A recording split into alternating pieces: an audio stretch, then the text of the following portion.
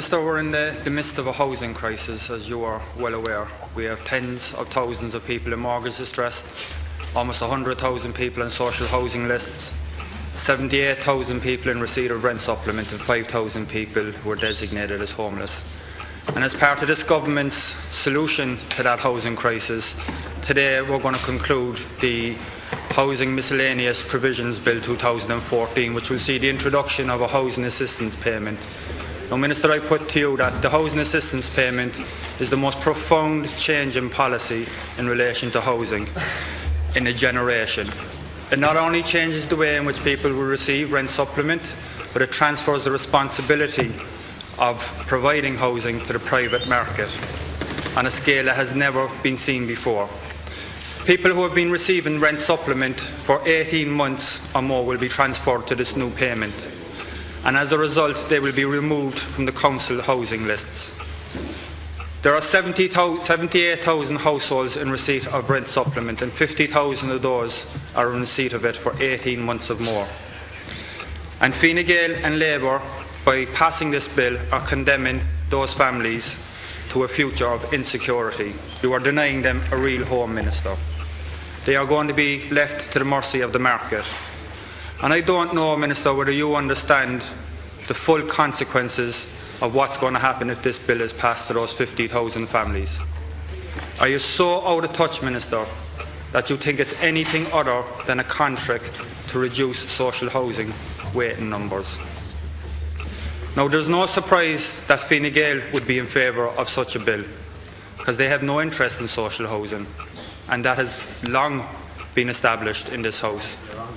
And they have very little interest in the people who live in them, given the austerity they have imposed on those very families. Thank you. But for a Labour Minister to lead this charge is truly shocking. And I'm very disappointed in Minister of State, Jan O'Sullivan. So, Minister, my question to you is, given that 50,000 families are now going to lose their place on council housing lists, and given the immense distress that's going to be caused to those families, will Labour finally in this government stand up and be the watchdogs of Fine Gael rather than the lapdogs you've become in recent years, and stop this bill from passing today? Welcome the bill at second stage. Every single party is positive. In fairness, Deputy O'Brien, I mean, that's a pretty hackneyed cliche. And sometimes I'm completely taken aback by how conservative Sinn Féin is. You seem to want to retain the status quo. And for the period that I've been in government, I have heard deputies from that side, including prominently Sinn Féin, whinging about the housing rental supplement and how it assisted poverty traps and prevented people from going back to work. Nobody in this House, to my knowledge, it's not my area, but to my knowledge, nobody in this House has opposed the progression to the housing assistance payment being transferred to the local authorities and out of the Department of Social Protection. Everybody has supported it. And what you allege is wrong.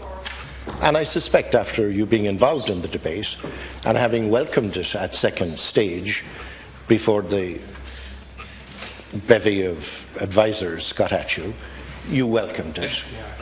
They then started to construct mischievous amendments. You know that people who will be in receipt of the HAP will not lose their priority in terms of alternatives. They will not. They will not. Sorry, would you mind, please? Would you allow the Minister to... Excuse me, Deputy Ellis. Deputies, would you please allow the Minister his time, and then you can come back. You have a minute to reply. Deputy Shorthall, would you please? Thank you. No, I don't think Deputy Shorthall should enter this. Her decision on the centralisation of medical cards have caused enough difficulties in this country. So,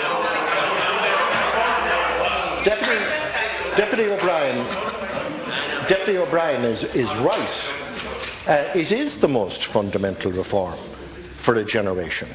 You're absolutely right about that. And it is a reform for which this House argued for the last number of years. I'm sorry it took as long as it has to have been given effect to. And I know there are different provisions in different local authorities. But in fact, it is a real measure to assist people who are in receipt of this housing supplement to go back to work, if they can do that, and retain the housing supplement. And that is a major advantage on where we are, and they will not lose their access to social housing in the normal way. Deputy O'Brien, 1 minute. 1 minute, thank Minister, you. I can assure you there's no baby of advisors got a hold of me. No, it's quite clear, Minister, that there's a bevy of Fine Gaelers got a hold of you. Yeah. And they've stripped you of every principle and moral that you've had, along with your other colleagues in Cabinet who represent the Labour Sorry, would Party. you put your supplementary question, please? My supplementary question is, at the committee meeting recently, the officials from the department stated that people would be removed from council housing lists. They would be put on a transfer list. Some councils don't even operate a transfer list. In some of the councils that do operate a transfer list, you're only entitled to a transfer on medical grounds. So it's not true to say that is true, because it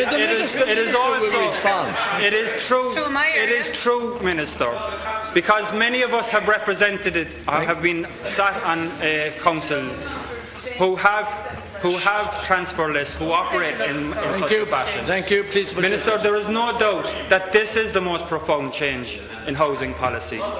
But it is not a positive change, as you might like to spin it. This is going to condemn people. This is going to condemn people who have no other choice but to accept a housing assistance payment, who are going to be taken off a housing council list and who are going to be left at the behest of private landlords and the private market. And it is an absolute disgrace, and I would still encourage you, Minister, you and your Labour colleagues, to finally stand up. Would you please? Thank you. Minister to respond. Now, would you please stop shouting across the chamber, please? Thank you. And that applies to you, Deputy Coppinger. I know you're a new deputy, but there are standards in the chamber. You're not in the county council now. Can Cornelia, there's no basis in the legislation being passed for the charges being made by Deputy O'Brien. And frankly, I am surprised. Hold on a minute and allow him respond to the allegations. Thank you. Frankly, I am surprised that people who argued for the change that has been brought in here by Minister O'Sullivan, I am surprised that having argued for it, they now would like to scaremonger against it. And I'm especially surprised that that's coming from the normally mild-mannered Deputy O'Brien, who doesn't customarily go in for the prima donna performances given from those benches. The fact of the matter, Sorry, please. Thank you. Minister, I'm going to move on because nobody is interested in listening to the reply. So I'll be calling on Deputy O'Sullivan. It's a very good reform and we should agree to welcome it. Thank you, Can Cornelia. Thank you. Deputy O'Sullivan. Thank you. Right. Thank you.